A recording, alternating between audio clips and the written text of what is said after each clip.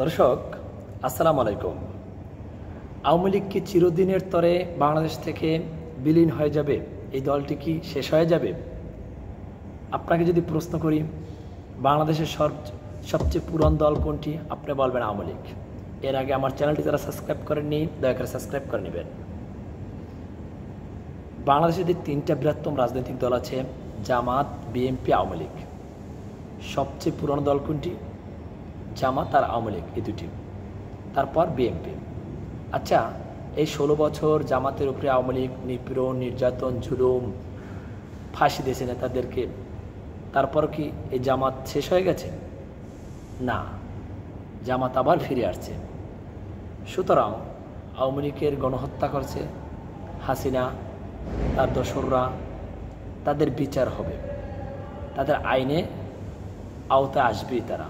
কিন্তু দেখবেন যখন দেখবেন এদেরকে বিচার হয়ে গেছে, কেউ ফাঁসি হয়েছে, কেউ মৃত্যুদণ্ড হয়েছে, বিভিন্ন কারাদণ্ড হয়ে গেছে, বর্তমান যারা নেতৃত্ব দিয়েছে তারা নেই, তখন কি করবে? এই আওয়ামী লীগের নিবন্ধনটা অন্য দল ফিরিয়ে দিবে।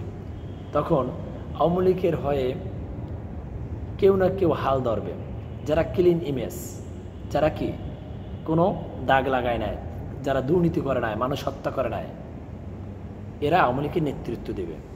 সুতরাং আওয়ামী লীগ হেরে একেবারে নিঃশ্বাস শেষ হয়ে গেছে, এ কথাটা সঠিক নয়।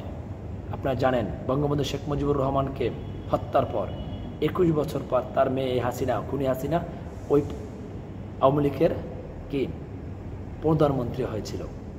সুতরাং কেউ না কেউ আসবে, ওই পরিবার থেকে আসুক বা অন্য পরিবার থেকে আসুক, কেউ না কেউ এসে এই দলের হাল ধরবে।